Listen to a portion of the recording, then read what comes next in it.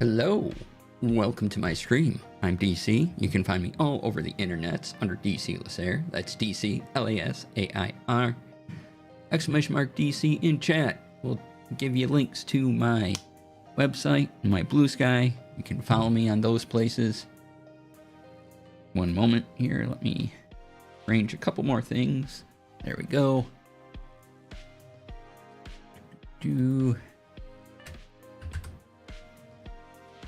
And I have affiliate links to places, exclamation mark AF in chat. First one coming up is for Doris, which is a link in bio site.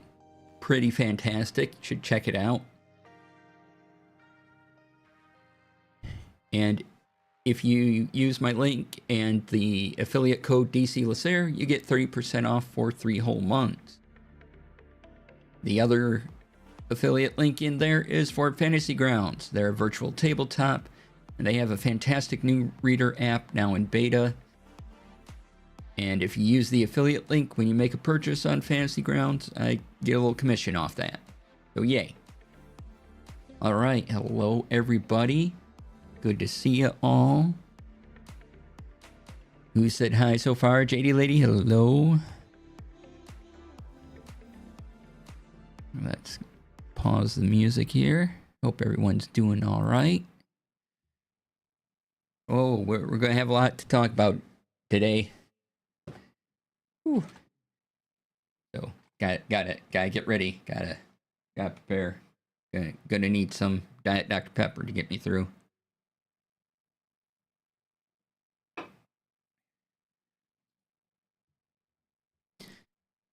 Hope everyone's week went okay. Thanks for coming on in.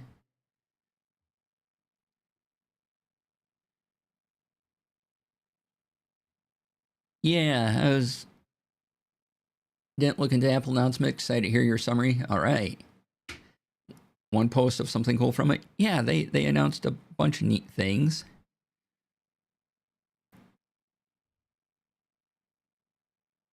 Let me pull up some of these so I just have them ready to go. We're going to start with Apple, then go to Mobile World Congress, and then into Elgato.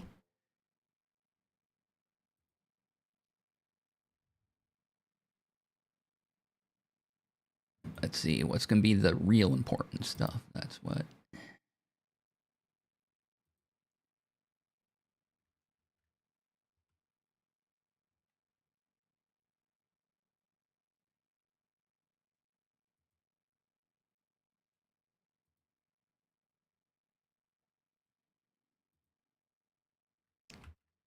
Just doing a little extra prep work here.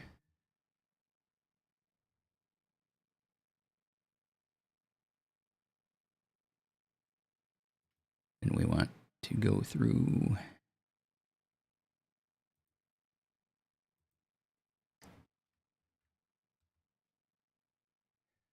So hope you're all doing well.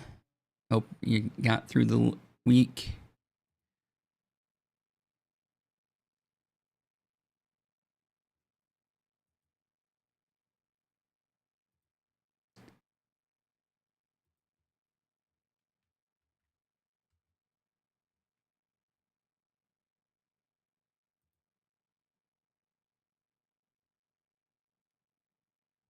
All right.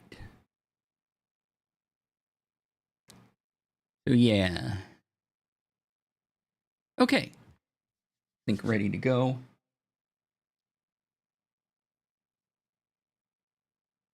Springleaf,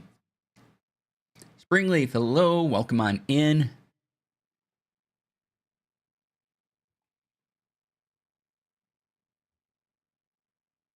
Nope, let's add that.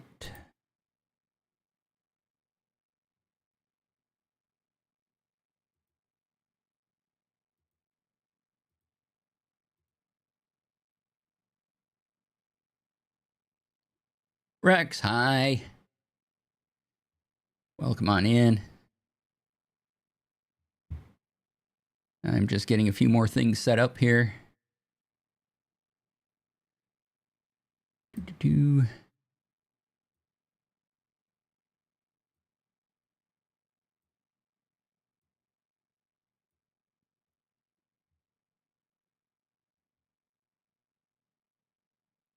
Only thing you heard from Apple was the MacBook Neo. Yeah.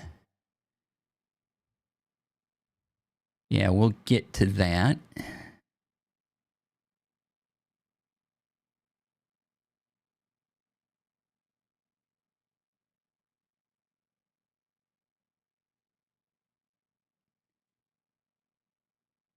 Yep.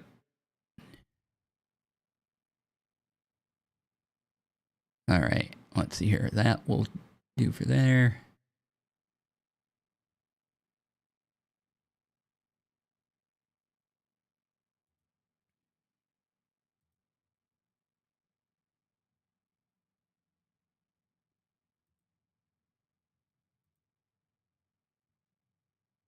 Yeah, I think with covering, once I start the show, covering Apple first will be good because there's a bit to talk about there, especially with the MacBook Neo. And then we'll kind of go through Mobile World Congress and then going to spend a lot of time on Elgato. So we'll kind of have this little smiley face of content going on.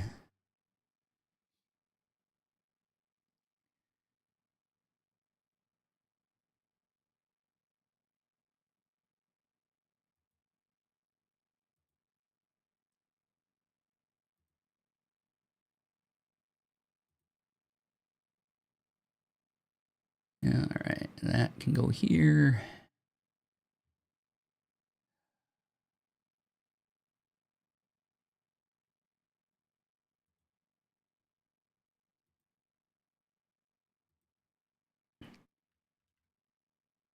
I just want to have some pages pulled up ready to go. Oh, I didn't want to do that though. Oh, yes, I did. Okay.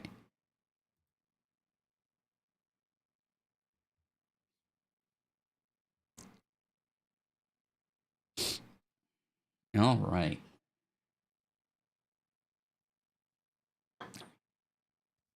Let's get into it. Today is Tech Friday. Yay! Welcome on in, everybody. Good to see you. This is an overstuffed edition because there was a lot this week. We'll have stuff from Apple, Mobile World Congress, and Elgato. Oh, and some of you may have not heard of the Mobile World Congress before. That is a yearly event in Barcelona that mainly covers mobile devices. Amazing how that works. So we'll get to announcements on that. But first, Apple had a whole week of announcements.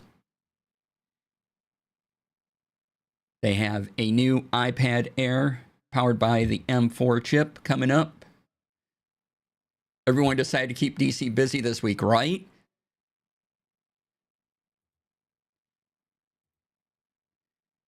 So here is the direct Apple link with all the details about that.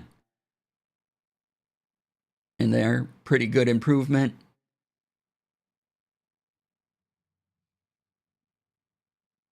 Available in 11-inch and 13-inch. The 11-inch is $599 and $799 for the 13-inch model.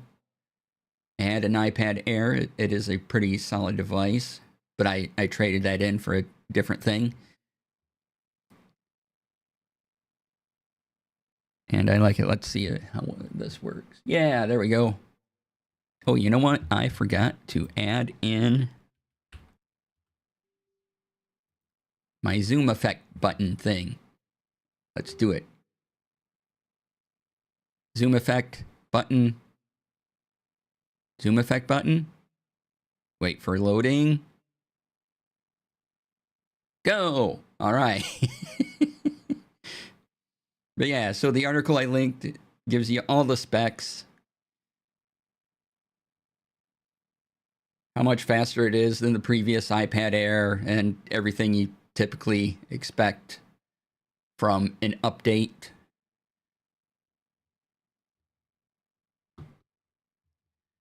Also, everything's going wild. Hold on. There we go. Also, Apple announced the iPhone 17e This article's from Ars Technica, all about it.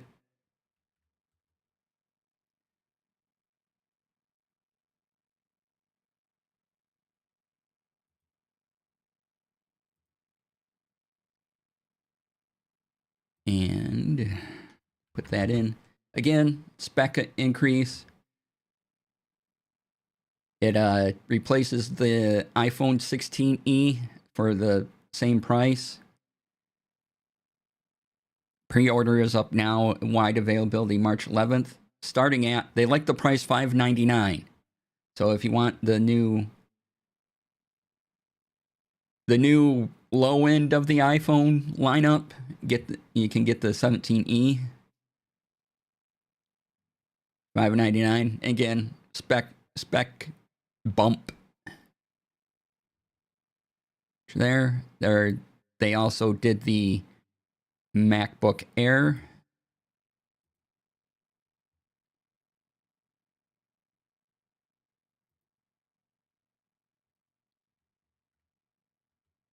Again, another spec bump, but the MacBook Air now has the M5 chip. Double the storage, but it is $100 more than the previous generation. I currently have a MacBook Air, and it's really wonderful. I like it a lot.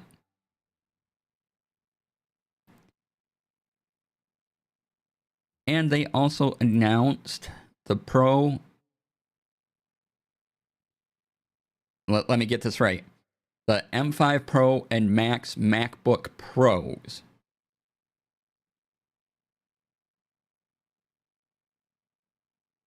Hi, Brian. Don't need to look at Apple stuff. Looks anyway, right?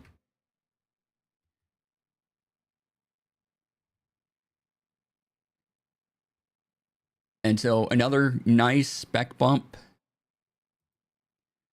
But two things really caught my eye on Apple. First one, and it's an odd size or an odd spec. We have 2K and 4K and 8K, though 8K has kind of failed as a TV experiment because no one really needs that. But they have a new 5K mini LED studio display XDR. That's a lot of letters.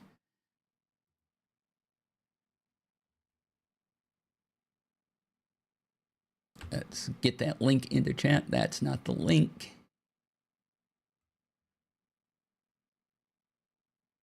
Da-da-da-da-da. There we go. So, here it is.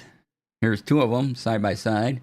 120 hertz display, 2000 nits of peak HDR brightness. Replacement for the 32-inch 6K Pro XDR display.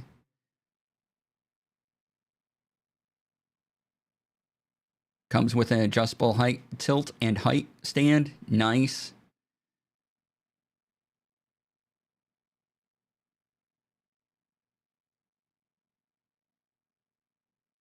Has a 12 megapixel center stage camera, Thunderbolt 5.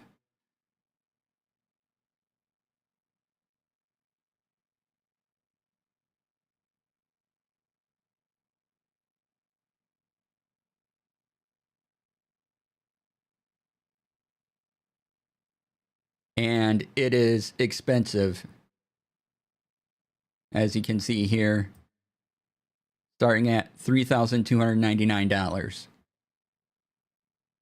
So it's going to be a great looking display. But yeah, it's a lot.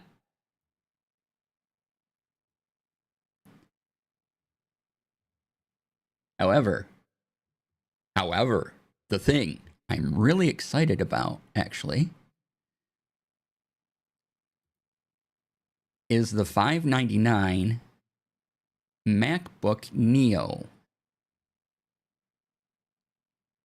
This is quite a device. It is Apple's kind of lowest cost MacBook.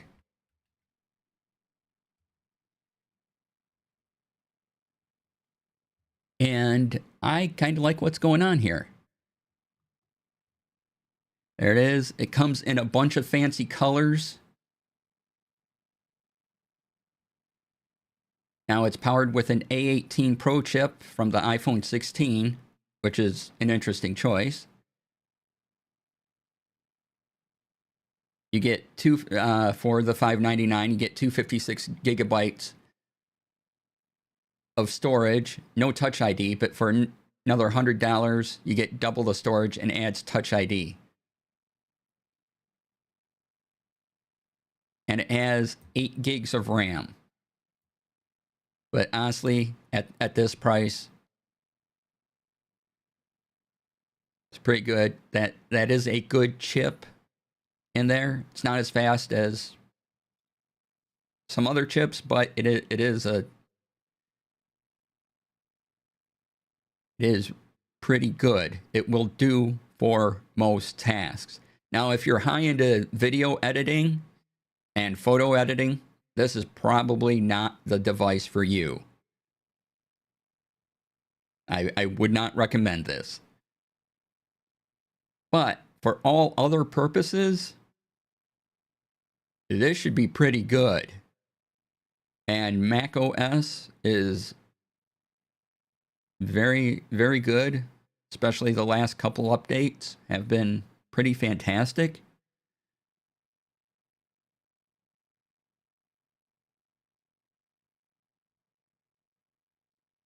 And it's neat to see them getting into this market. Now, I've seen it, you know, this is a push for students and people who don't need a whole bunch of power. So if you're a content creator, maybe not the thing. Someone said if you're asking about specs, this MacBook isn't for you, right? However, if what you do with your MacBook, or what you do with your portable device is mainly email, and maybe you look at websites, maybe you write on it, this is a really compelling alternative, even to other Windows laptops out there, especially for the price. Having a small portable laptop that is usable and functional, you want a travel machine or similar? Yeah.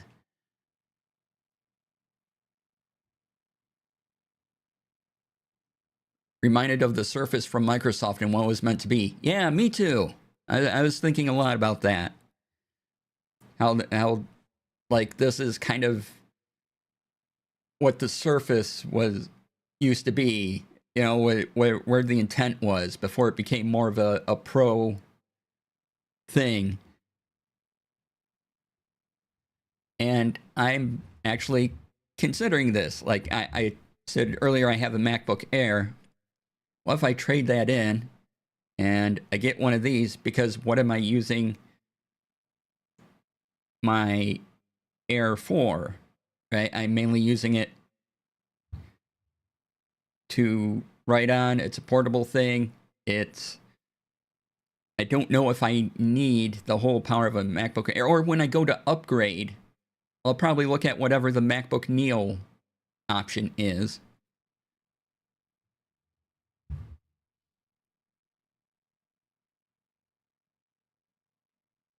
Because there's some power there. The only thing is the 8 gigs of RAM, but again, just be conscious of what you're doing with it.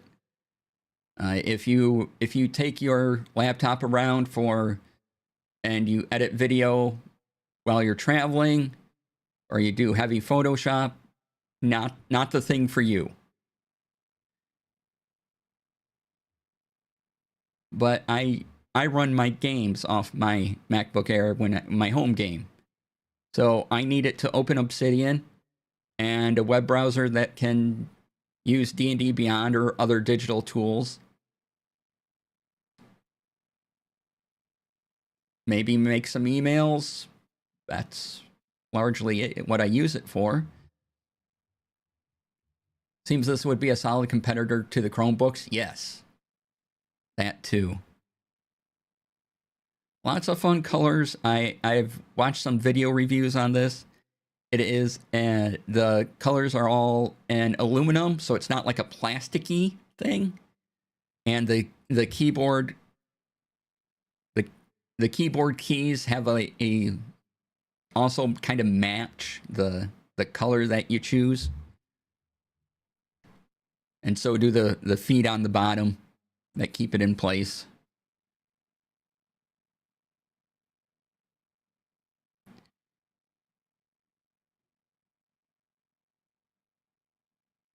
But yeah, for everyone that doesn't need a bunch of power, it's a good size.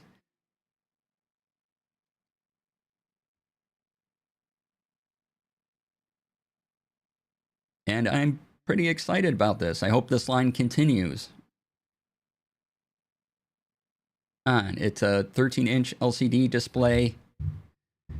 This article mentions there's no true tone features for adjusting the screen's color temperature to your surroundings. I don't really notice that anyway, so it's not something I miss. In fact, I think I usually turn that off.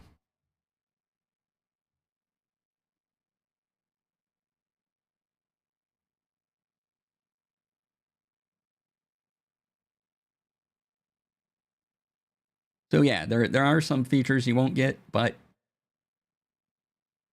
probably one of the most compelling Apple products to come out in a while. Because the past few years, it seems like they've been mostly doing spec bumps to things and improving iOS and iPad OS and Mac OS. But as far as hardware products, the MacBook Neo, I think, can be a really shiny example of what's coming up, of what a good base laptop just to get some work done is.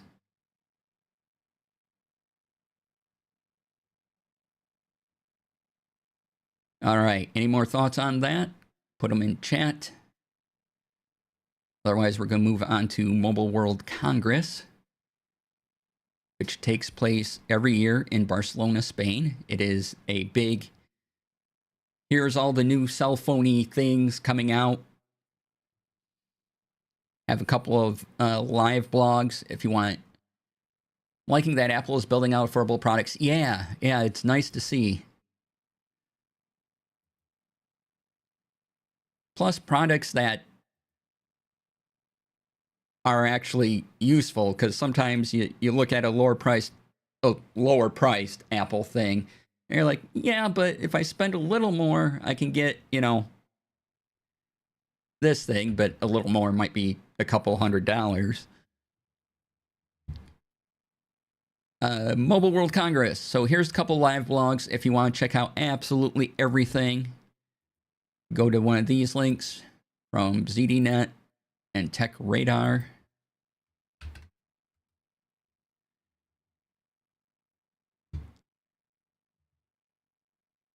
Couple interesting choices here. See here if I can get to it.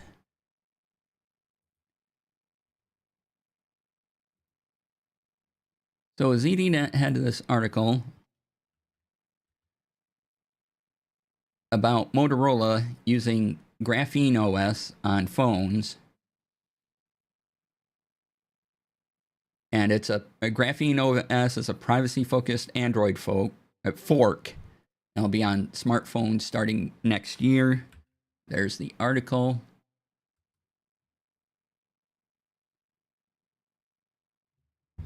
And it's interesting that a major phone manufacturer will be using an open OS on its phones as an alternative to just regular Android and iOS.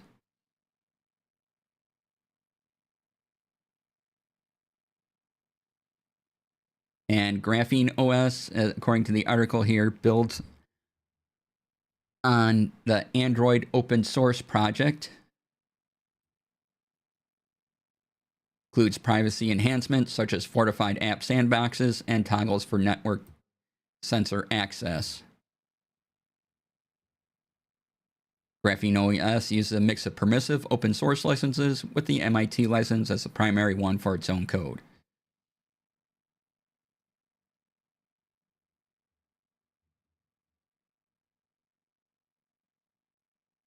And Graphene OS will run most, according to this article, will run most Google Play apps. So if there's an Android app you really love and you're interested in this sort of open OS, still might work.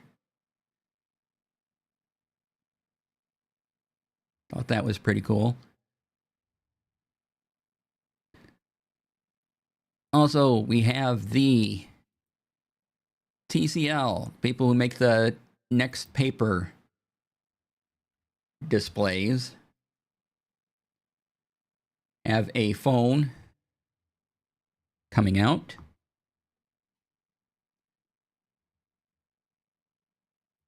AMOLED treatment. It's a promotes vivid imagery, so it's using the NXT paper technology that they've been developing for a number of years now, and it kind of puts it into a phone.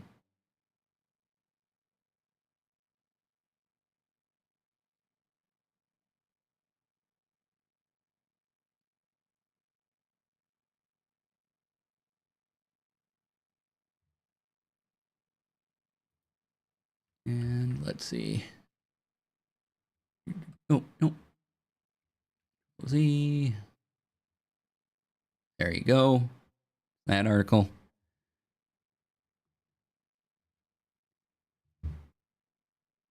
All right. We also had keyboards are coming back to mobile devices.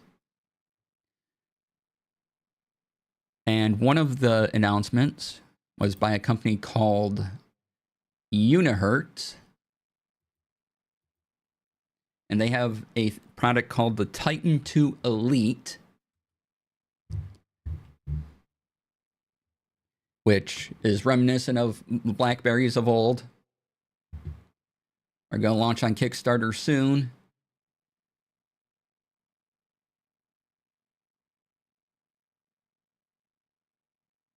And they're promising 5 years update support for Android. So if you kind of miss that BlackBerry feel, take a look at this. I don't believe the Kickstarter is up yet, but when it is, we can see the prices and everything. But if you want, a physical keyboard on your phone, yay. The other one that came up, and we've talked about them before,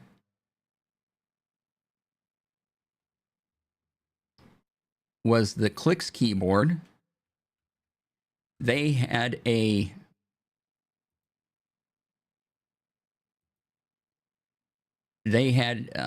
this was announced at CES a few weeks ago, and they also had an announcement at Mobile World Congress. There's 2 devices coming out of interest. Go away. All right, there we go. They have the communicator, which is this thing over here, which is meant to just be apps. And they have the power keyboard, which you can attach to just about any Bluetooth-enabled device. If we go to the communicator, you can still reserve at the early bird pricing. They actually extended the early bird pricing. I think it comes in at like $300 with $359, something like that, if you get it now. But if you want to use it as a companion to your phone or a primary phone, it's just meant to focus on messaging apps.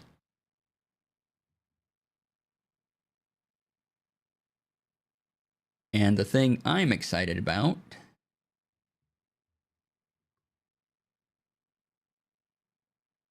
let's see here. trying to navigate a thing. There we go. Is the power keyboard by clicks, which is this thing. You know, it's a slide down keyboard. You can use it independently of a device.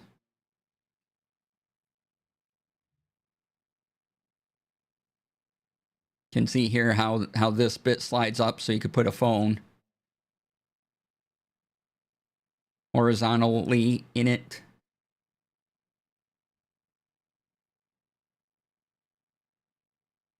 And you know, they mentioned some of the popular phones here, but that you can attach it to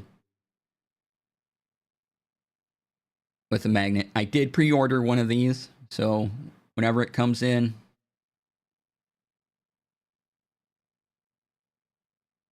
I think mine will get here early summer.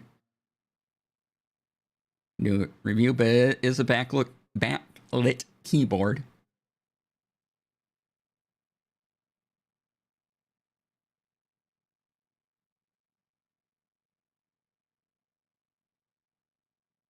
Latest is they start shipping in May. Excellent.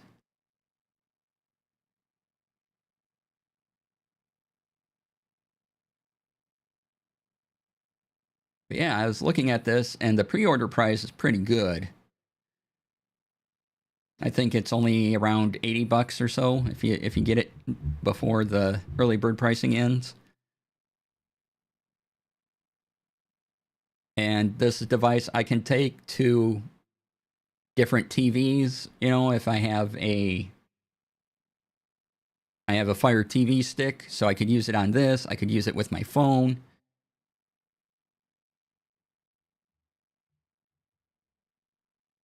Could pair it with a lot of different devices. Yeah, pre-order now for $79, normally $109. So if you're interested, pre-order.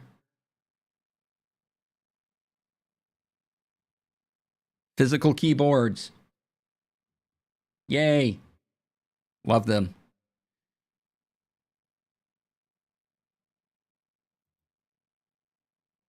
All right, let me clean up a couple tabs here. Need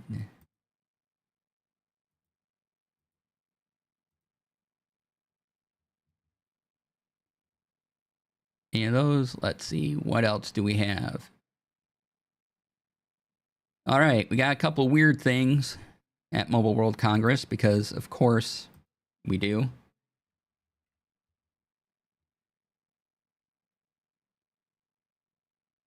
And this, well, let's go with this thing first because I think the thing I was about to show you is even more bizarre.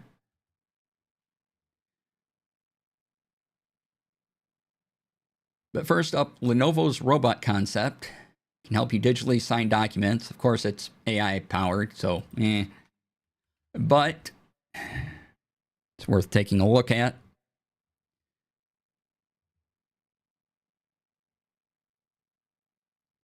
And you know, they did their proof of concept foldable gaming PC modular laptop thing.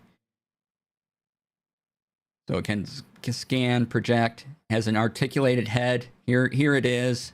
Here it is. Has eyeballs. And it's like a little buddy that you use to look over your shoulder constantly, observing everything you do.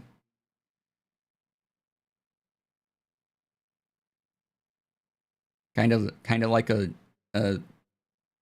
desk lamp that invades your privacy.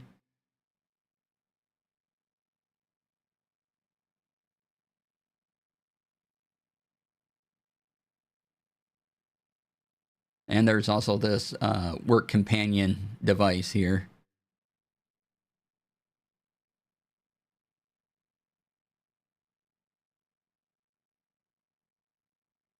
But yeah, hey, you get 2 downward-facing 5-megapixel cameras, you know.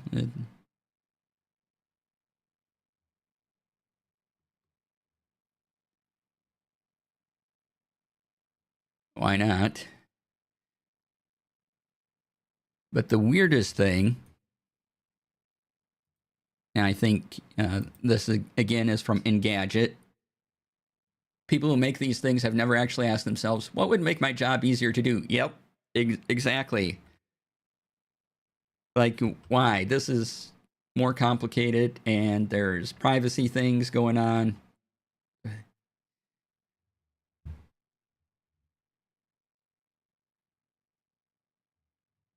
I don't know. But the weirdest thing, and as Engadget calls it, the most bizarre smartphone at Mobile World Congress, can start fires on purpose. There's a little electronic lighter at the bottom.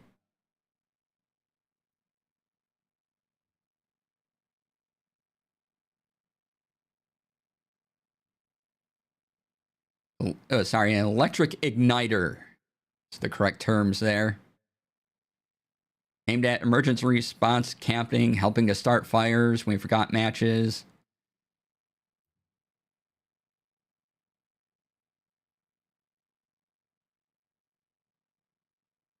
Has an electric coil that heats up similar to cigarette lighters in cars circa 1987. Calls TSA, right? But look at this. Look at this thing.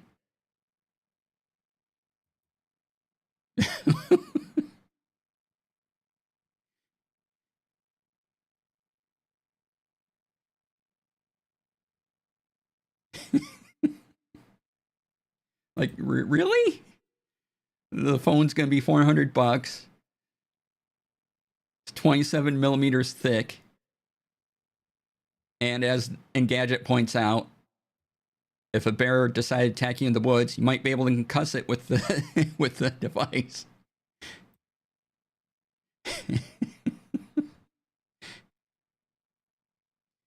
Let's see. Let's catch up on chat here.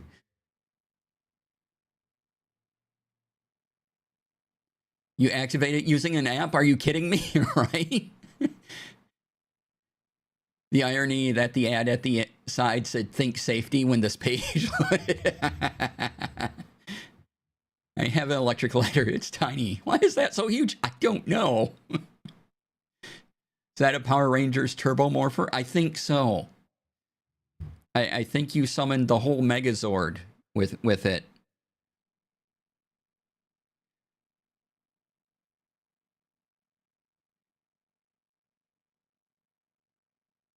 And yeah, that's a device you can get for some reason.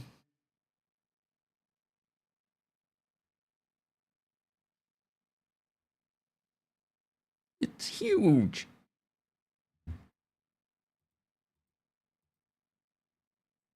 It's,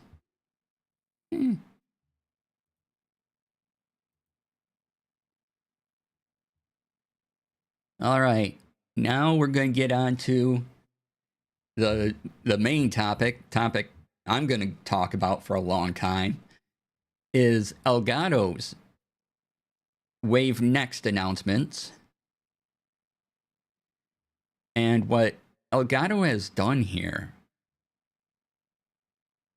through all these devices is give us options. Tech Friday plus XL, if you will. Exactly. So Wavelink 3 is out of beta. Still, to me, it's the best audio routing software you can use currently.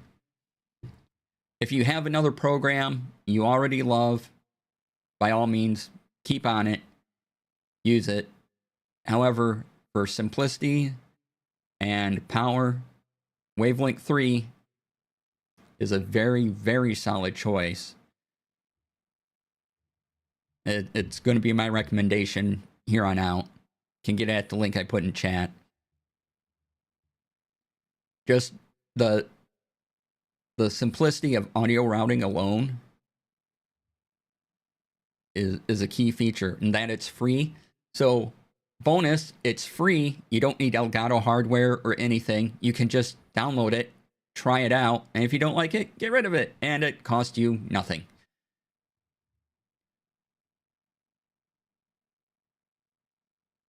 And so that's kind of the key hub to everything else Elgato announced.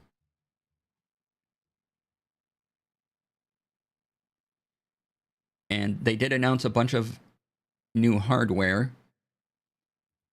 So we have the new hardware has some special things in it. So you have the Wave 3 Mark II, which is the microphone.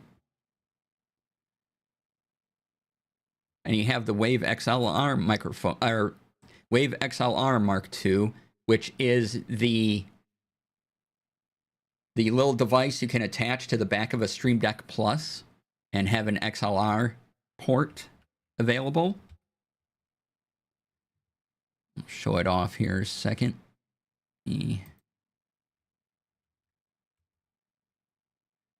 Or I'm sorry, no. This is the Wave XLR is the thing with the big dial on it. You plug an XLR into it. I was thinking the XLR dock Mark II.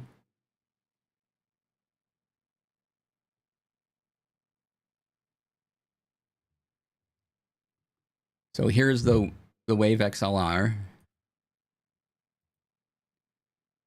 It has buttons, has a new LED light around it.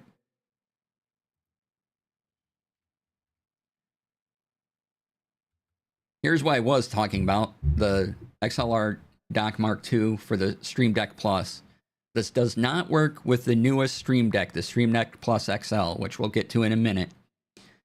It is a power issue, or not issue, but I don't know if I'd call it an issue, but it has to deal with the power. If you try using this with the Stream Deck Plus XL, you could break something in the device or on your machine, because there's the power demands for both of them together are higher than what the Stream Deck Plus XL will take.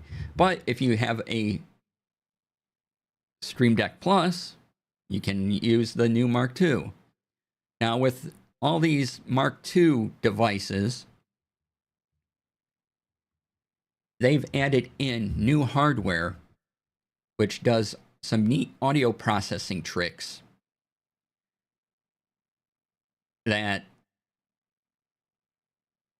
sometimes you need a hardware mixer to get.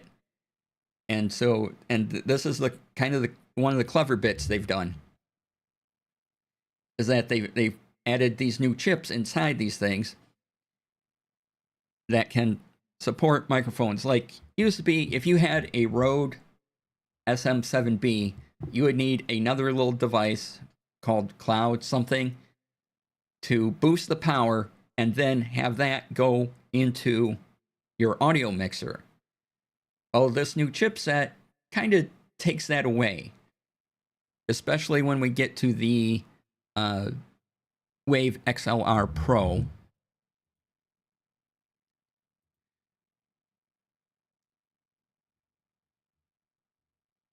So the big thing, one of the two big things, is the Wave XLR Pro. And this is a hardware mixer. Complete thing. I've talked about the, if you can afford a hardware mixer, to absolutely have one, because it handles all the audio processing on your device. And so they took that concept and made it into a little box, like so. You can see it has 2 headphone jacks, has 2 XLR inputs on the back,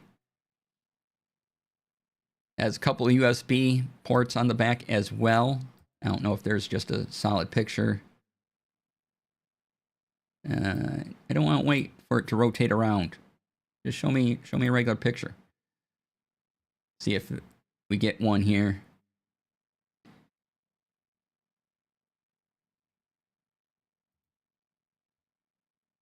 No, give your setup superpowers. So if you have an XLR mic and you want some amazing processing power, and again, this also all ties into the Wavelink 3.0 hardware or software. the app. Everything you plug into it, you'll be able to do all the things with. So if you are a solo creator or you need just a couple of microphones, this is a really good solution, and it's less expensive than most other hardware mixers. Now, to go with this, if you want a hardware control, you can use the Stream Deck Plus or the new Stream Deck XL, which, yes, please.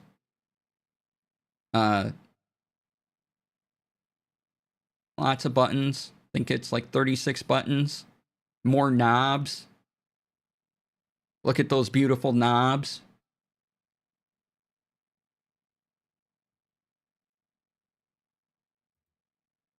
So many knobs.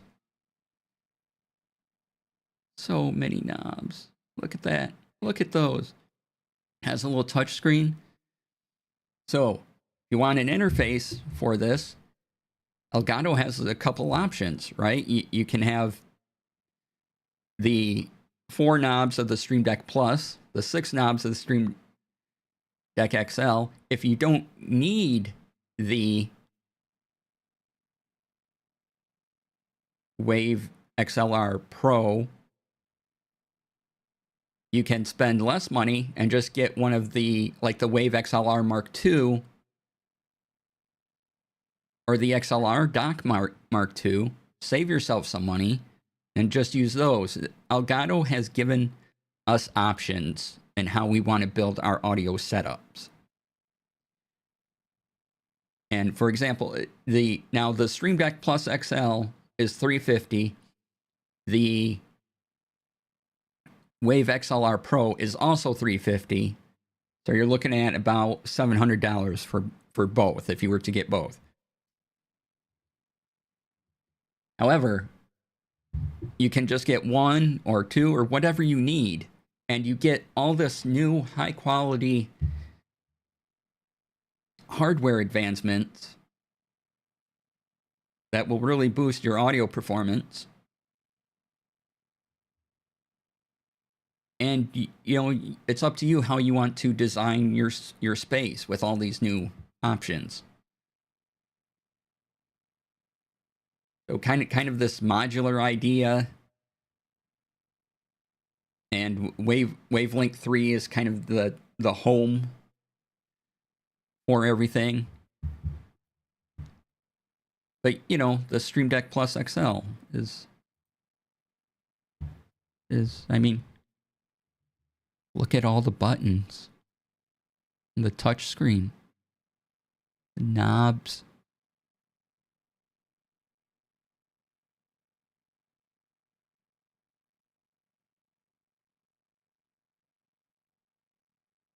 Look at this. Look at this glorious Stream Deck.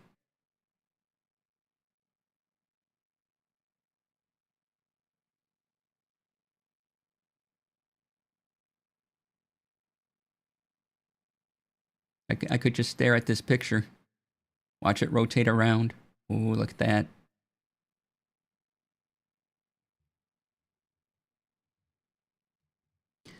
So, this isn't quite something we've had in the creator space before. We have a bunch of lower cost interfaces like Fifine, or however they pronounce their thing, has a small little audio mixer, and that's great. But I think Elgato has found a way to give us a little more power out of these devices that you wouldn't normally expect out of things like that. Plus, again, how you want to set it up is up to you.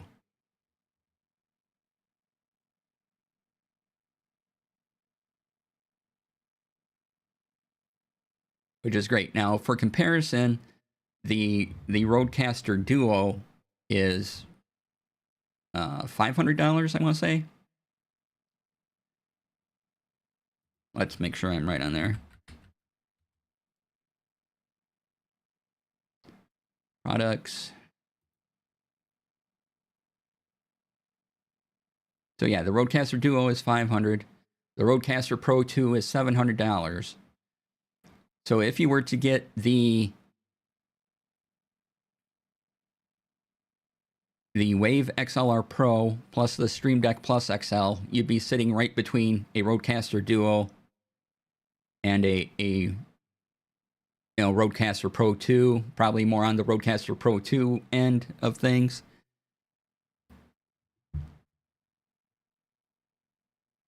But that's if you wanted both the big devices, and they're a smaller profile than most of your other hardware mixers. Now, I have a Rodecaster Duo. It works great. I'm not looking to replace it anytime soon. I really like it, what it does. Again, being able to have that audio processing happen in separate hardware is fantastic.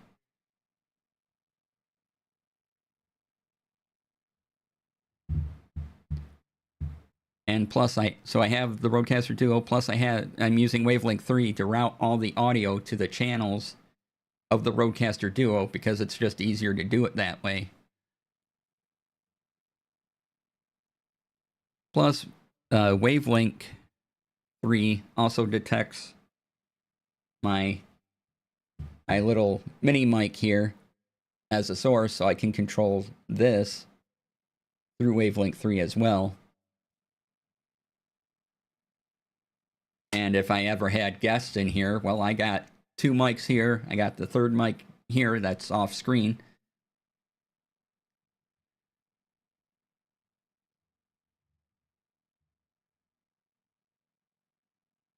And if you want to learn more, go to Elgato's YouTube or check out their Twitch channel. They have big explanations on any of this stuff. I believe it's really exciting because we just haven't had this variety of options before.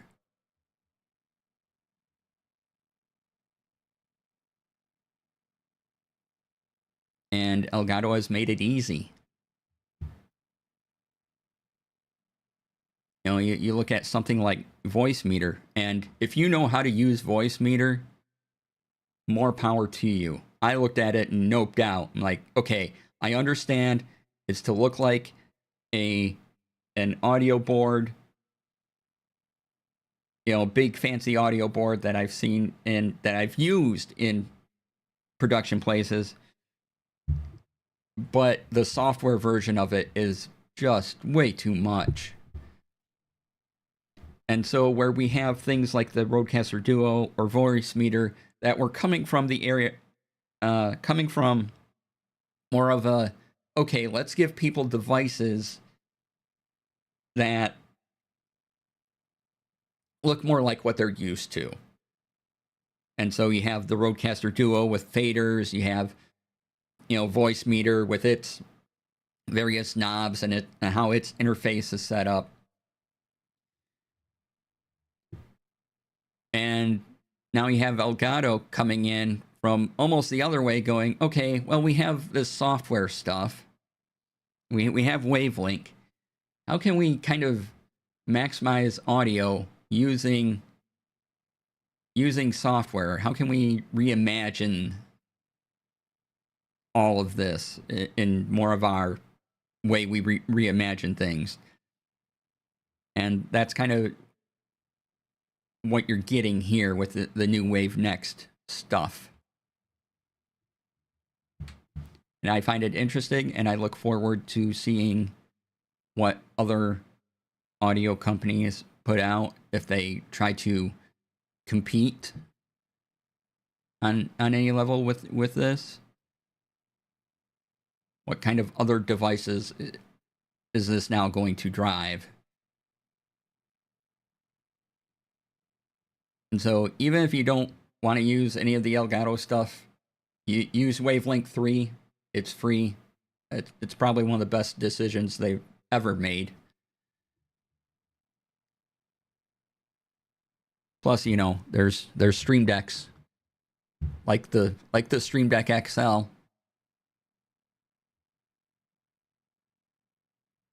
like the Stream Deck XL. So many knobs. Touch screen panel. 36 buttons.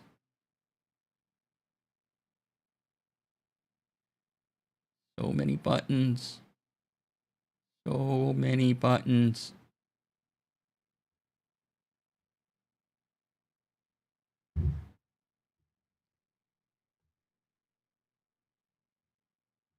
So yeah, creators are in a really interesting place right now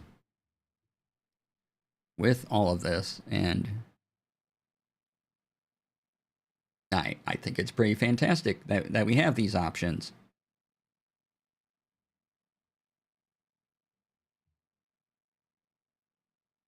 Okay, we got a couple more things to go over for this Tech Friday. But I wanted to make sure I got all of that in, because that's a lot. I have comments, questions on anything we talked about, go for it.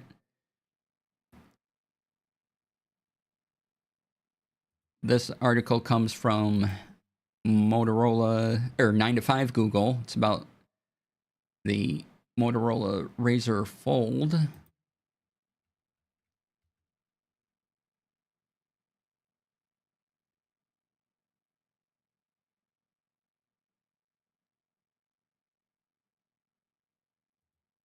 Take a look at this.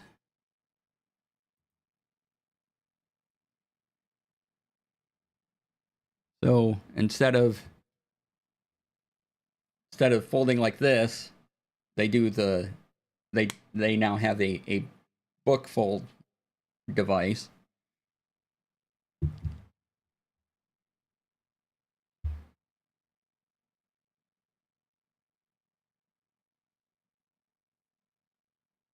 And I like foldable devices.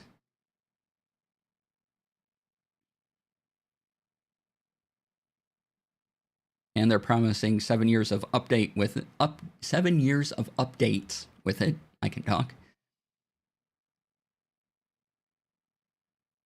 I thought that was pretty awesome.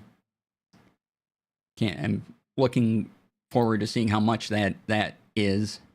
Oh, we're gonna have pre-rolls soon.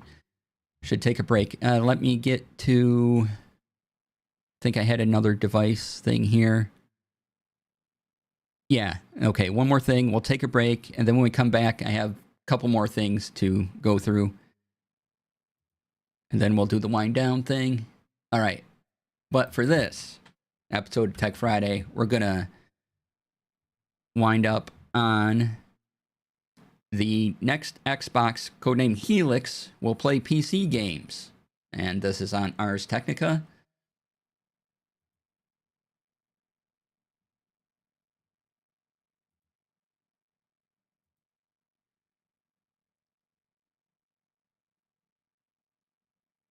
So,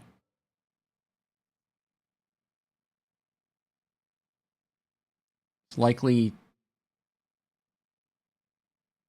that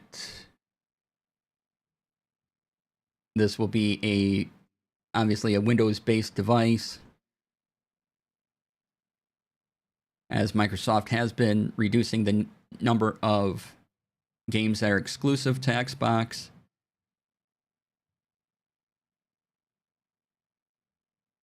And, maybe they're looking over at Valve's upcoming Steam machine and kind of going,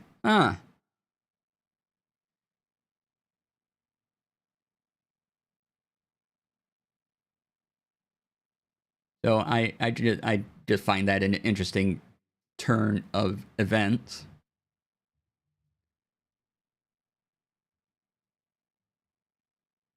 And want to make sure you're all aware of that. So look for more on what is currently called Helix out of Microsoft. And let's take a break. All right, so if you're watching the VOD, that's all for Tech Friday. Thanks for being here. I will see you all next week. Come on by for more things. I'm sure there's going to be a lot more to talk about. And thanks for staying tuned throughout the whole Overstuffed episode. I'll see you then. Have a fabulous week. And, depending when you're watching this, an excellent weekend. Or a good time zone. Good time zone. Alright, see you later. If you're watching this live, stay tuned. We have more coming up. And we're going to take an ad break, and I'll be right back in about 5 minutes.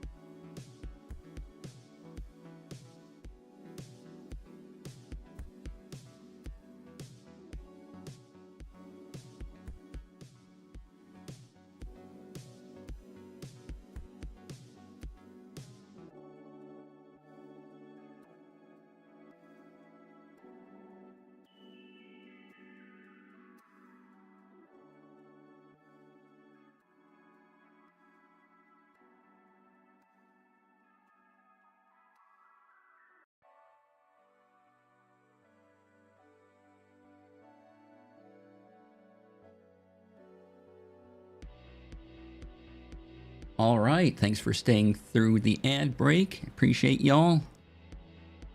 Coming on in. Ooh, better check something really quick here. It just caught my eye. Okay. I can safely not deal with that. All right, so let's get into a few other things here. Now that you're all here for the bonus stuff. Bonus hour.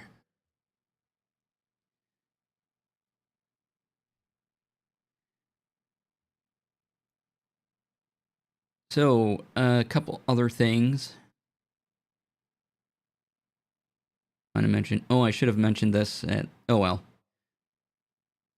The Windows 11 March update has some changes. Not like huge changes, but these are actually good for the most part. Just things like this for the upcoming March update, which will be next Tuesday. And so you have a speed test feature in the taskbar. Start menu has a new account option. I'm just reading through the article. An interesting thing is there's new camera support for pan and tilt right in Windows, which I find kind of interesting. So if your camera supports pan and tilt, you can do it right from Windows instead of downloading software. I have a kitty, so it'll be kitty time. Because, yes, you're joining us on screen. This is my kitty, Hannah. Those that didn't know are new here. Hannah's getting a new thing to climb on tomorrow. JD Lady says hi. Yes. It's a climby thing and a scratchy post thing. If she takes interest in it, well, we'll find out. But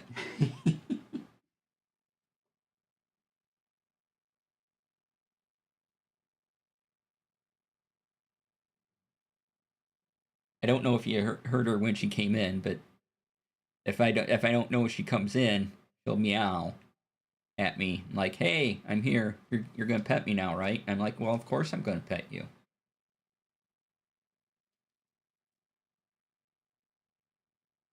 Hi, kitty. Hi. Yeah. Hi. Spin you around.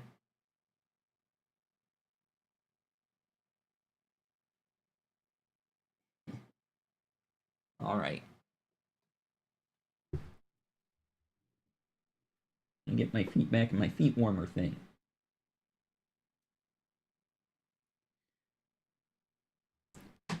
So Windows 11 stuff. Some I don't know what Sysmon is, but there's Sysmon native or System Monitor native support, whatever that might mean.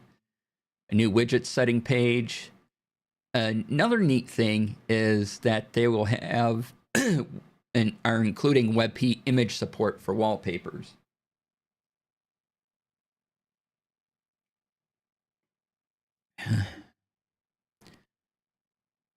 Very nice. They have for the Windows 11 Pro, they have something called Quick Machine Recovery and some other changes. But check out the article for them all.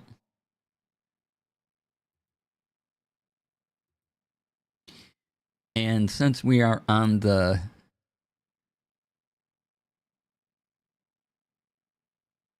since we're talking about Microsoft, this article just delights me. So over on the official Copilot Discord, the Discord Microsoft runs, that's all about Copilot. They have banned the term microslop. And I think it's awesome that people are saying microslop and using microslop. but that they had to outright ban it from their Discord. Just amazing, and I kind of love it.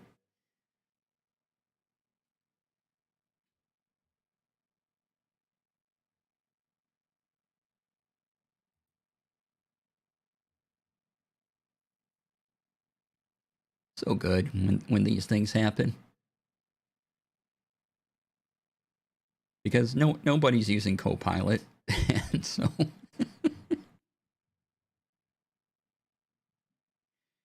yeah, gotta love these things.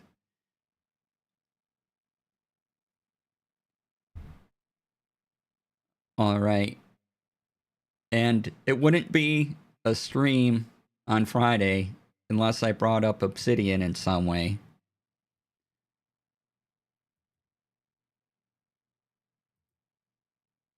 So, oh, oh, oh, oh.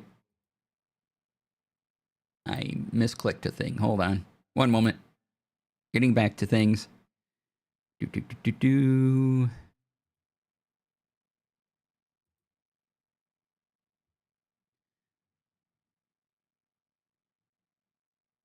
So this article is about using Obsidian with a service called Relay in order to have real-time editing with multiple users, collaborations, and things. So that's something you're looking for with Obsidian. You can do that. Yeah, I've mentioned Screen Garden before as another way to do this, but always like options. So you can read this article, check that out. Now, on the Obsidian roadmap is they're going to have their own native support for working with teams. So, I mean, it'll have to be a paid part, one of their paid services, which makes sense, honestly.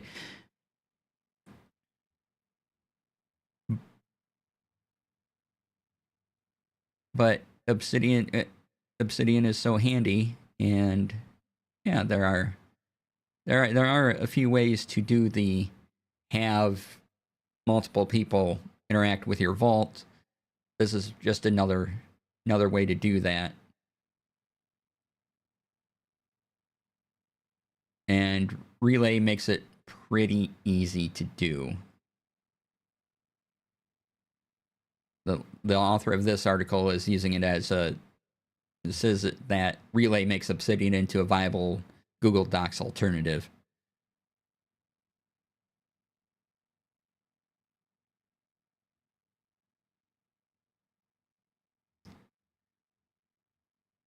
So if that's something you're looking for,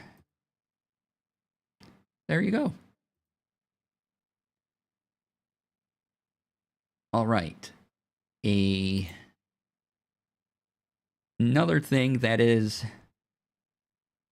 sort of Obsidian related, the CEO of Obsidian, Capano, he goes by Capano,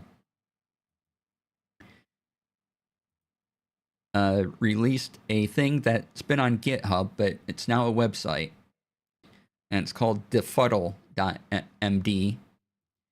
And what this does is it will take a website, you put in the URL, and it will make it into a markdown. It'll make it into markdown text, which is easy. And this is partially what Obsidian Web Clipper runs on. Let me bring up the thing. I'll show these off. Button. So here it is. As you can see, real simple interface. Main content of any page as markdown. So if I took I'll just grab an Ars Technica article here.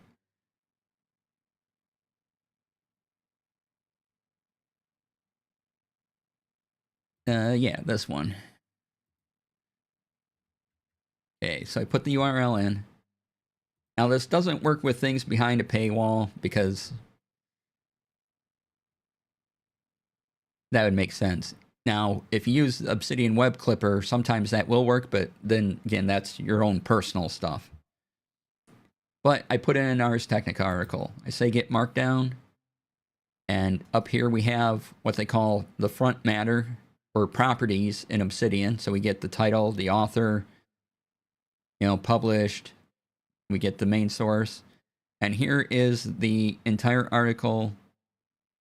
No, all the pictures are out of it. But if you just need the text, that's a handy way to get it.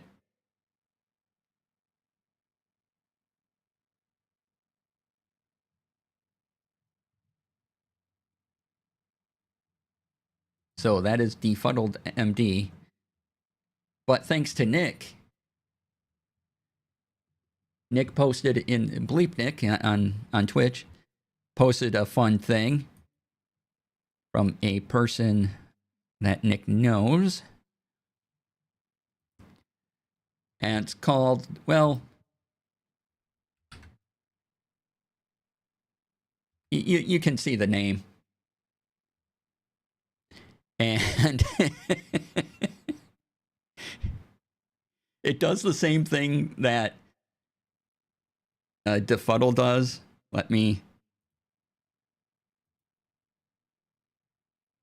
However, it does produce.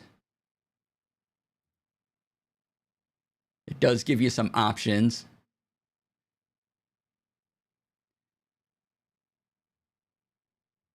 So here you go. Look. The Markdownifier. Its name is Marky. I make the web smell like Markdown. So brilliant. So again, you put in the URL. Oh no, I don't want to put in that URL. I want the Ars Technica article we were looking at. And you can choose use readability, use inline link format. Let's do that. Multi-markdown. And it thinks about it. Markdownifying. And in a moment, it still gives you the properties or front matter thing. But it also gives you the links, like markdown links. And this is easier to read. And then the nice thing is you can clip up here in the corner. You can copy, preview, clip it. So preview, here's kind of the article without the ads in it, but the pictures are all rendered.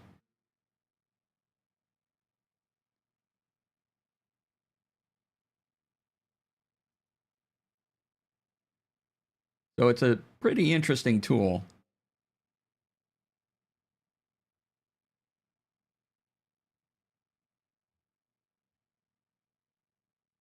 Then you can go back to the main site,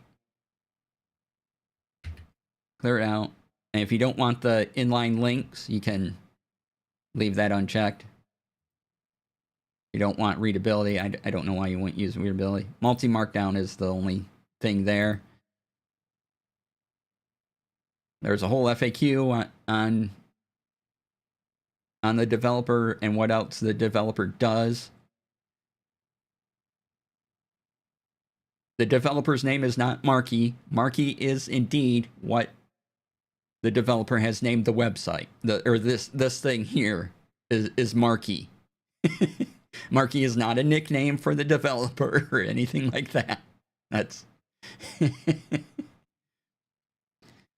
yeah, he makes this thing called marked.app. And as you can see, it's the ultimate markdown preview. And it's a Mac Store thing. You want it is a paid thing, but if you want to support the developer and have all these, there's a free trial, or you can unlock for $90, or it's only $3 a month. So if you want to support the developer and you have something that runs Mac OS, do this. I think they're working on other versions, but right now it's just going to be that, but I do like they have this free site. Kind of awesome.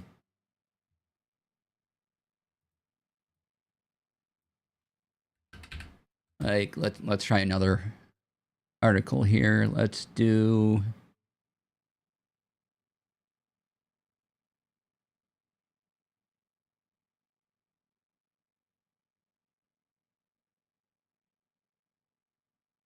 I'm looking for another article I can do.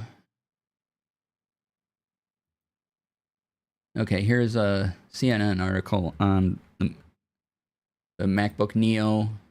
If you should use the MacBook Neo or the Mac Air M5. So use the inline links again. And it takes a moment. But it's doing a lot in the background, right? So see what happens. I'll just kind of let that run because, yeah. Or maybe it doesn't like CNN links. I don't know. But if you want to read it for yourself while it's processing, there you go. All right. If it comes up with something, I'll go back to it. Otherwise, I'm just gonna let it do its thing.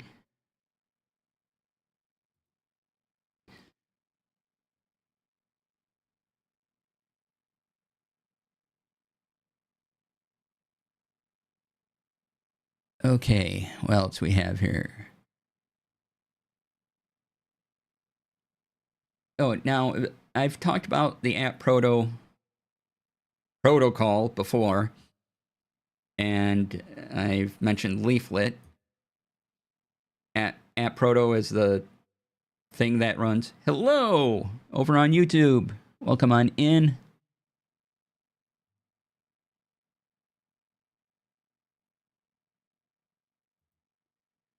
App Proto is the thing that runs Blue Sky and basically,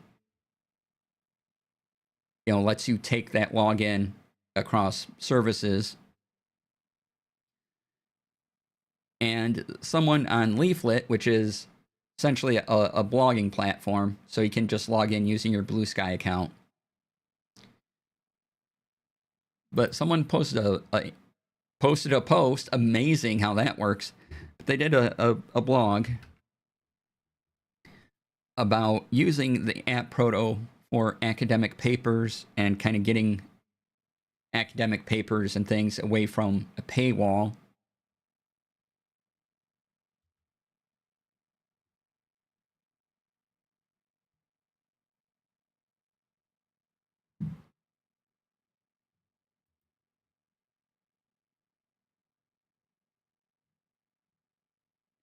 And I thought that was interesting. I don't understand. Oh, from Bangladesh. Nice. Well, welcome on in. Good to see you.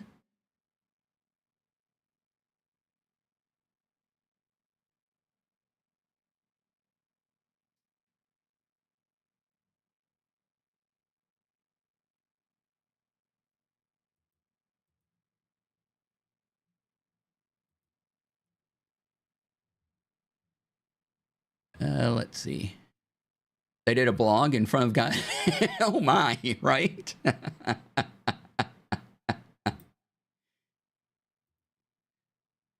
So I'm broadcasting over on Twitch as well. If you're wondering who I'm talking to,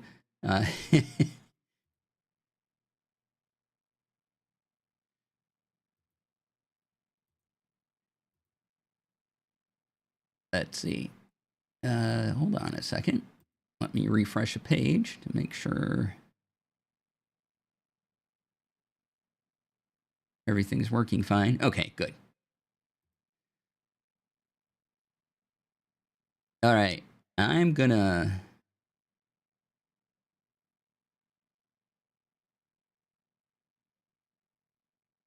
It's not liking the CNN article.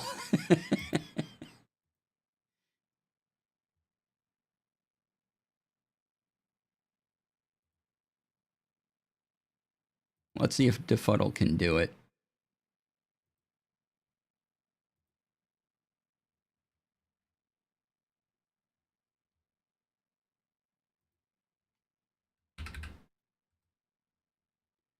Doo-doo.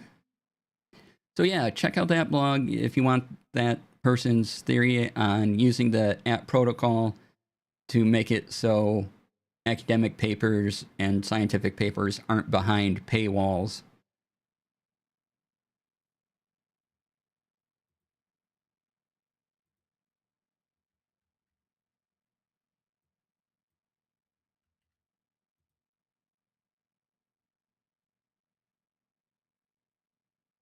Oh, CNN doesn't allow its articles to go through that markdown site like that. Okay.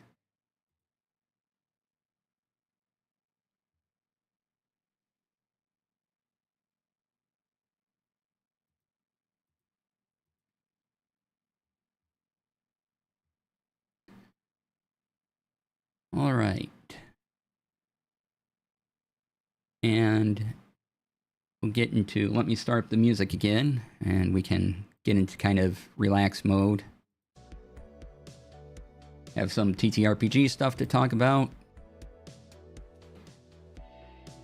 There is this video about the D&D state of game. A YouTuber that goes by Nerd Immersion had some of the D&D designers on, and this was kind of an official thing. So if you're wondering what's coming up with the D&D roadmap, check out that video.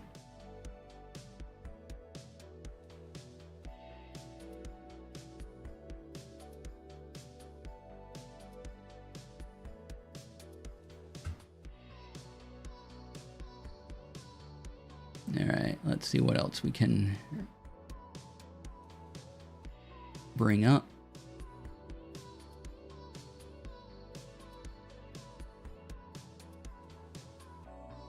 Let me move a couple things around so I can see some stuff better.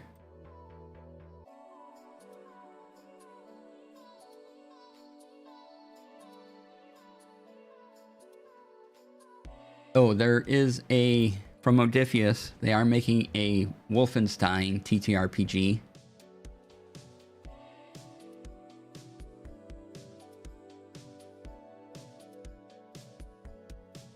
There is a crowdfunding campaign planned for fall 2026.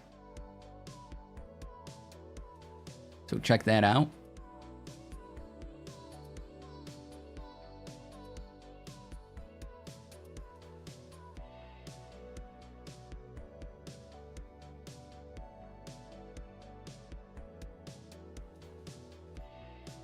And let's see.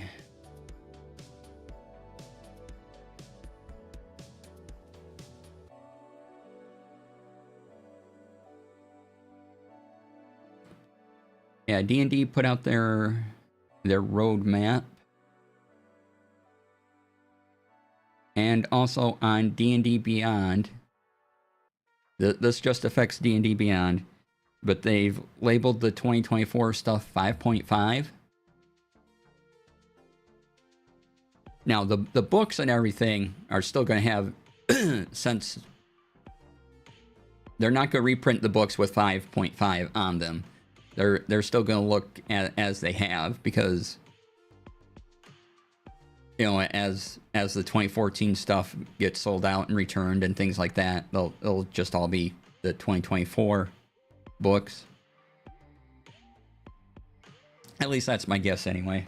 Plus, you know, reprinting things like that is a lot. But D&D Beyond, you'll start seeing the 5.5.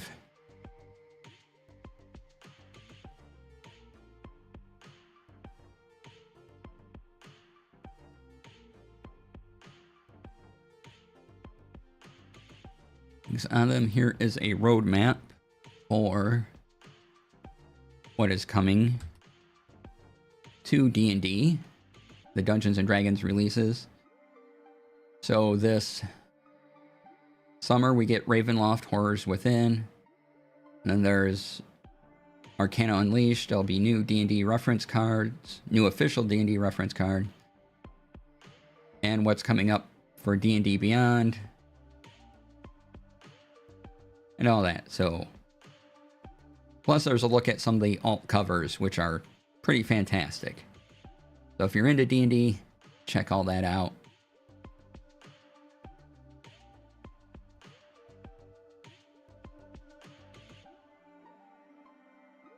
All right, what else do we have? If you like Coyote and Crow, they have a new Kickstarter up called Legends and Icons.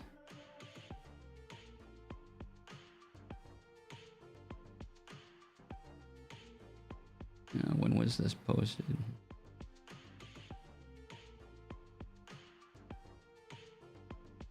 All right. I don't think I talked about this last week, but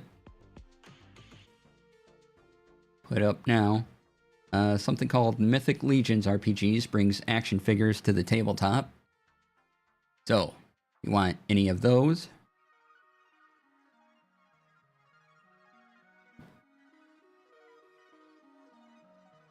They're nice looking action figures.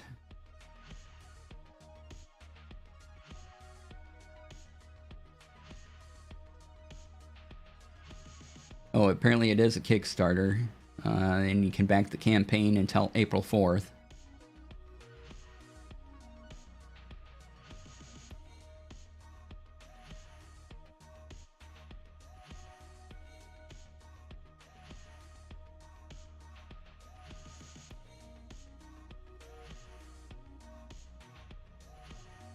Oh, what else do we got?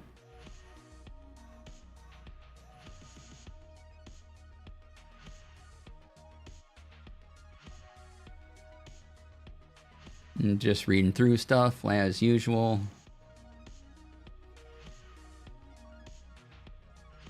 Oh, let's move this over here.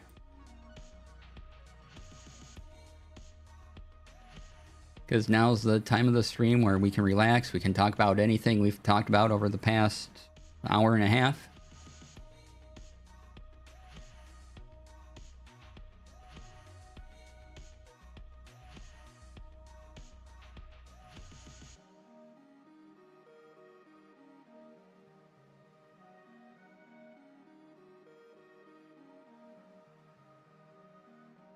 Oh, something I'm excited about. I just remembered. I gotta grab the link. We have some Gundam news.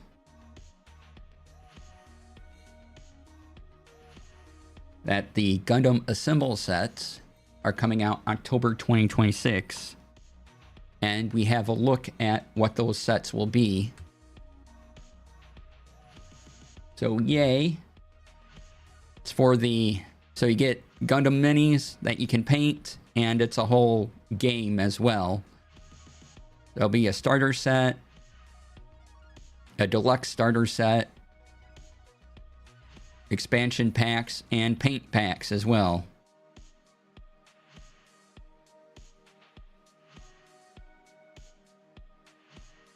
So I'm looking forward to all of that. And making my wallet cry.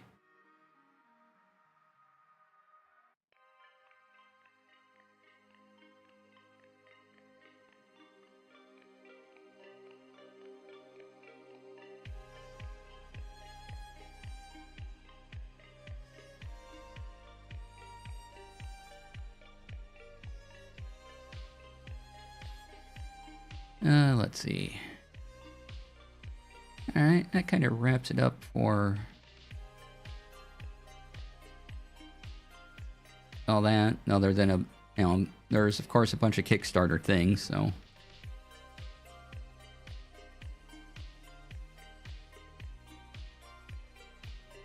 But you can find all those. I don't really want to go through the 50th Kickstarter announcement of the week.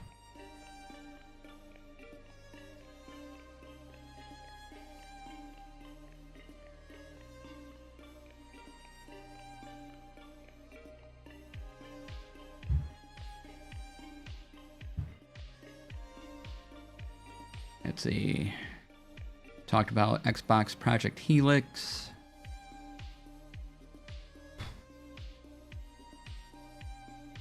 There is a Season 5 trailer out for The Boys. If you've been watching that, it'll be the final season as well.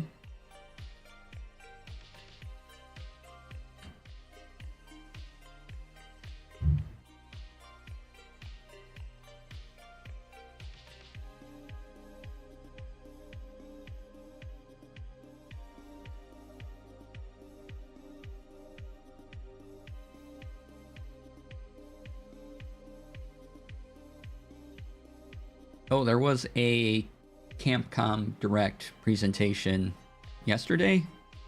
If you're interested in what Capcom is coming up with, you can look that up on the YouTubes. There was a couple new Mega Man announcements.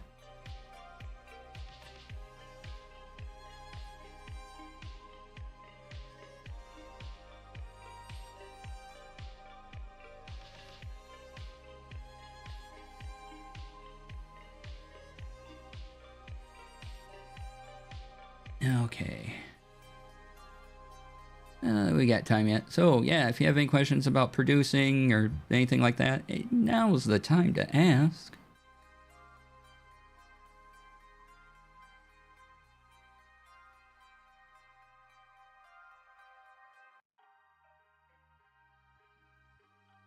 I hope to have this edited over the weekend. I'm going to do a comic book store run.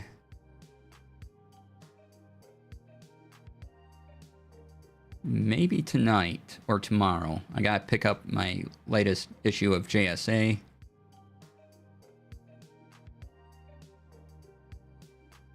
As that's being held for me. Oh, there was... I think I missed a point on... Hey, you're here, so you get the bonus content. Also, there's something else announced at Mobile World Congress. Was the work on 6G is taking place, and we'll likely start seeing that stuff in 2028.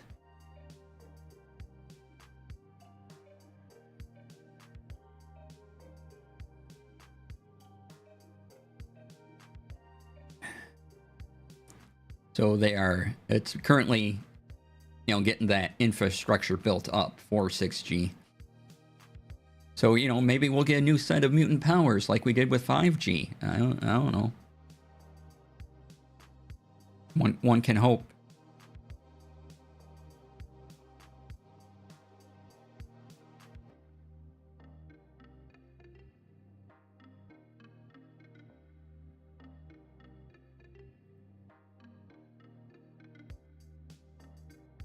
All right.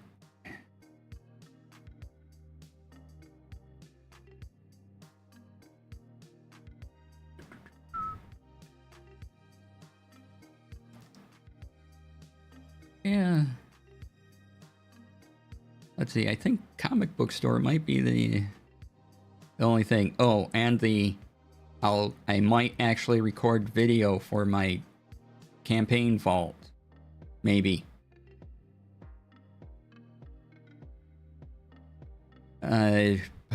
Next week Saturday, I get to run my Shadow Dart game again. We've had some one person had an operation, one person was in Florida for a while, and so everyone's healed up and coming back, and so next week Saturday we'll get back to the Shadow Dart game. And then once we get through the smaller Shadow Dart game, I'm gonna do another longer D&D campaign. I like trying out new systems every now and then.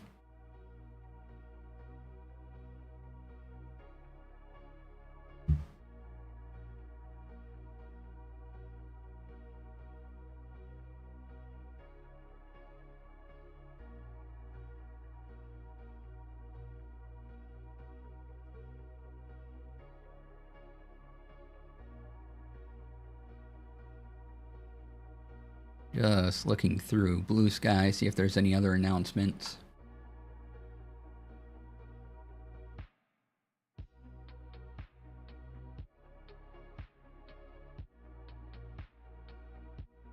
Oh, looks like the Steam Machine, they are hoping to release in 2026, but that's not definite that could happen, so could be next year, but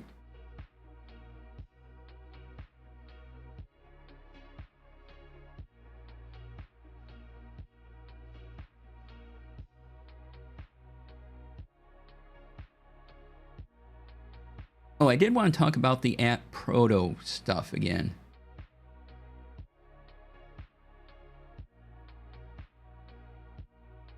And this is kind of because of blue sky directions and things like that. And this is a different protocol than what my understanding is. It's a different protocol than what Mastodon uses.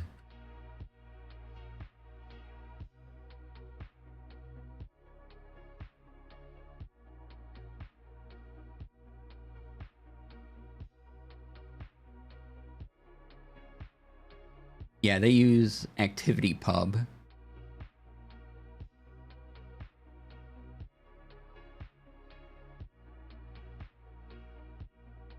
But I think the app protocol is interesting. Here's an article, or well, a post. I can't say an article but a post on Reddit about the differences between the app protocol and ActivityPub.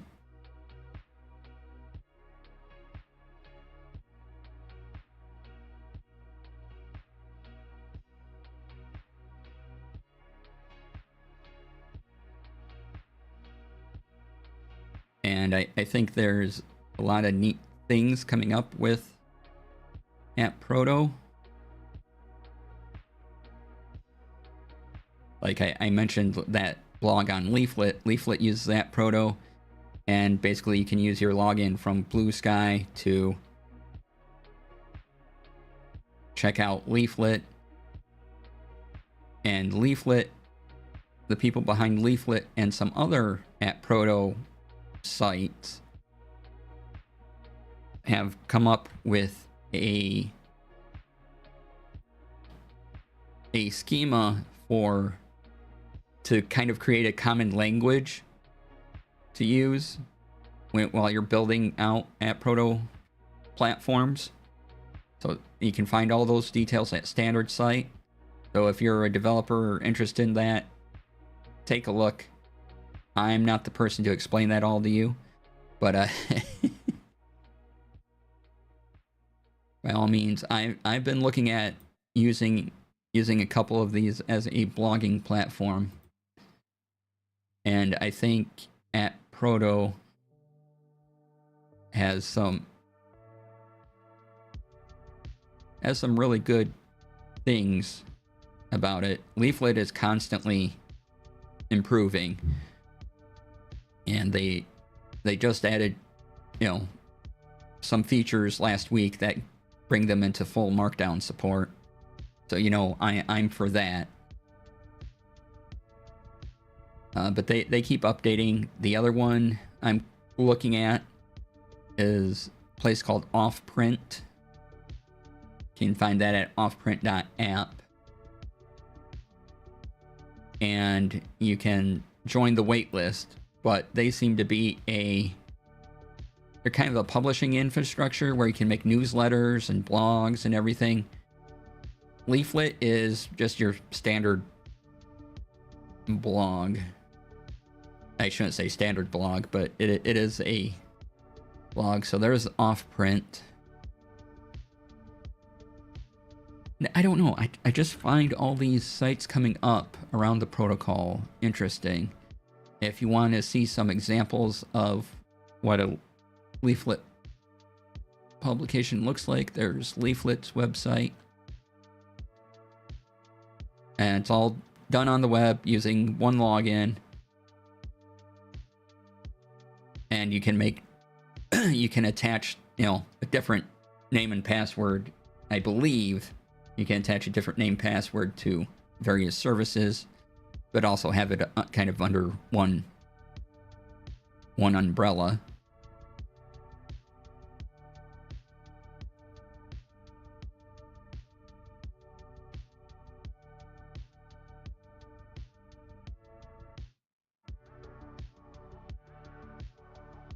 Yeah, I don't know. I'm just liking this App Proto technology, along with Markdown and Obsidian and all that. I think there's some good things going on here,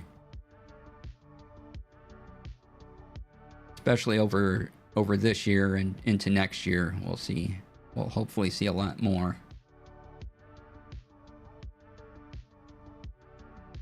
Using the App Proto.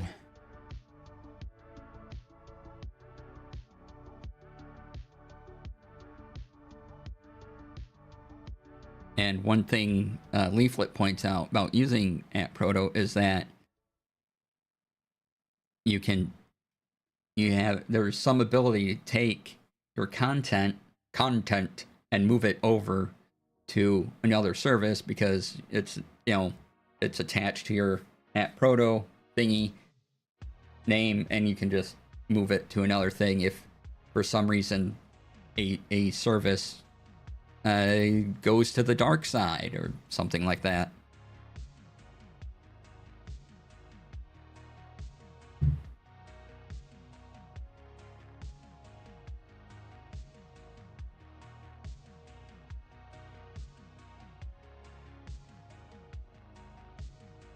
And I've been looking at this stuff for a few months, kind of, sort of. It's been the side rabbit hole compared to all the other rabbit holes I go down.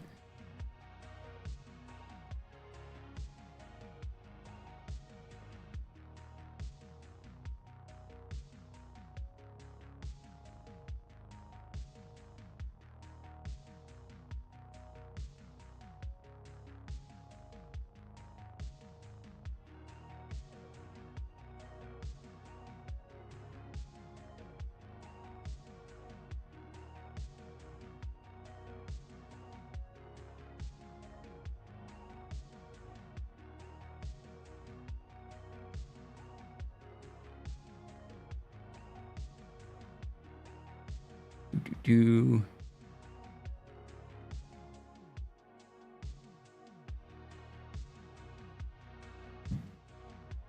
yeah, I think there's an interesting ecosystem building up around the app protocol. And I hope it continues. All right, what else we got here?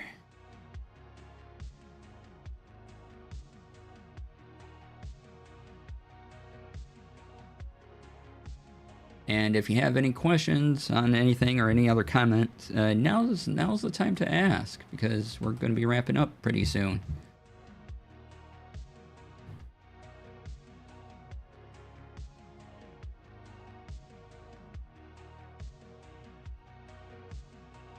I did mention the Obsidian roadmap earlier.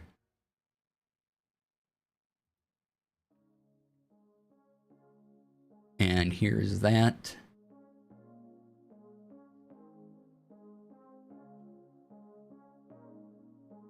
So they are making a community directory, new website to explore community plugins and themes, settings search, those are their actives, plan things, bases support for publish, so their databases thing, you can use their publish, get them. No questions, just gratitude. Thanks for streaming. Oh, thanks. No questions, just working, lurking, and digging all the stuff that's coming out. Yeah. Thank you. Thank you both for being here. Kanban view for bases. Oh, multiplayer is their roadmap thing for shared notes and edit them collaboratively. So like I said, I use Screen Garden with my Tech Friday Obsidian Vault, so that my guests can add to it and do that. But they are developing an internal tool to do that as well.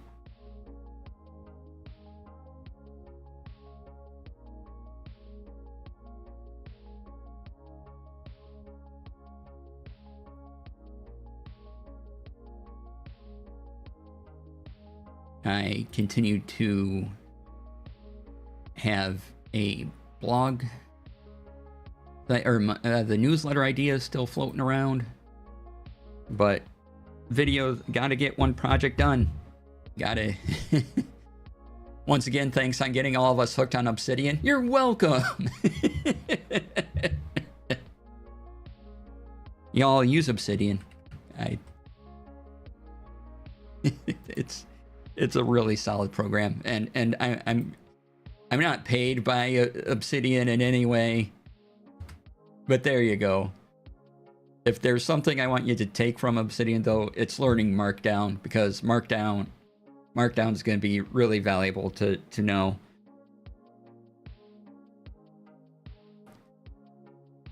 If you don't know it already.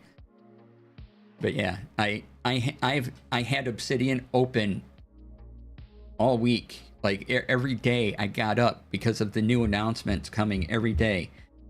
So I did my normal morning things, and then I opened Obsidian.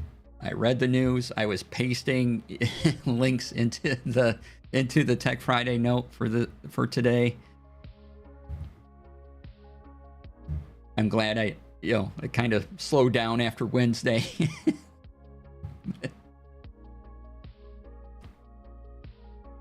Very happy I got you to switch from Notion. Sorry that has become an obsession. Not sorry. Right? Yeah, I'm glad I'm off Notion as well. And I do have some, if you go to my website, I do have some TTRPG things that are up on Notion. I think you can still access those. I'm not sure. I'm not keeping track anymore. But eventually, those will all be done in Markdown, and those will be Obsidian vaults as well that you can use. I think the next project will be taking that big Notion vault, or Notion, I can't remember what Notion calls their things, but that big Notion database that was for producing an actual play and being checklists and everything, and converting that into an Obsidian vault and Markdown. I think that's the next project. So I might actually, I should do the newsletter first just to get that started. So I think, yeah, newsletter, and then the next big project will be that. And then I'll kind of catch up with the other things that I have on Notion and make them available through my GitHub. I have a GitHub, y'all. It's wild. I still don't know how to use it properly, but when I'm ready to release my Obsidian TTRPG vault, it will be a zip file that you can download off of my GitHub. I just added the zip file to it, and I'm like, okay, this made sense. So I know there's other ways, and I could add a bunch of stuff, but really, there was a couple things I'm like, okay, I'm stuck here. I can't figure this out, and none of my Google searches are helping me. So I can just upload the zip file. We're gonna do that.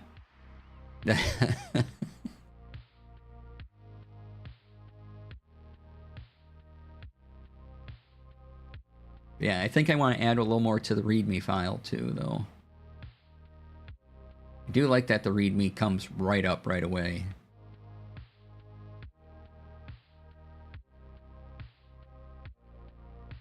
I have a how to install Obsidian, how to use vaults, and that's mostly the README. I have a quick one-sentence thing of what the vault is, but that might be the part I expand on a little more. Just to kind of get people come to the page, and they'll, spark a little more interest in the project.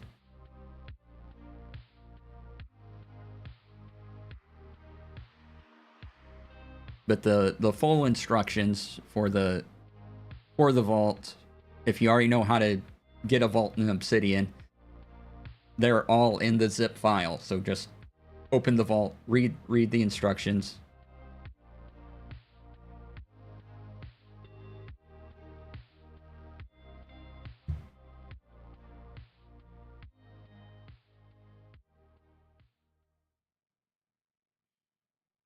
And yeah.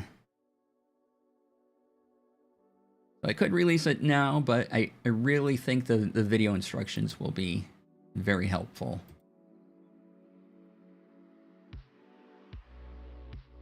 Okay, let's see who else is on, because it is dinner time. Read instructions? What is this, 1996, right? I mean, if you know what you're doing, you can probably figure it out. I give you enough demo things and, you know.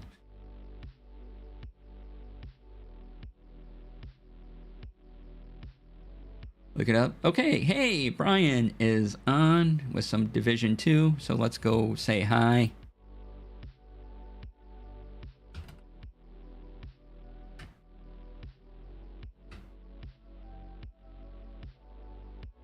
And all right, I'll be back Monday with a video game of some kind, noon Pacific, 3 p.m. Eastern. Come on by for that. It'll be amazing, I'm sure. Thank you all for being here for the Overstuffed edition of Tech Friday. And I will see you all next week. Have a great evening. Please be kind to yourselves, be kind to others. And see you all later.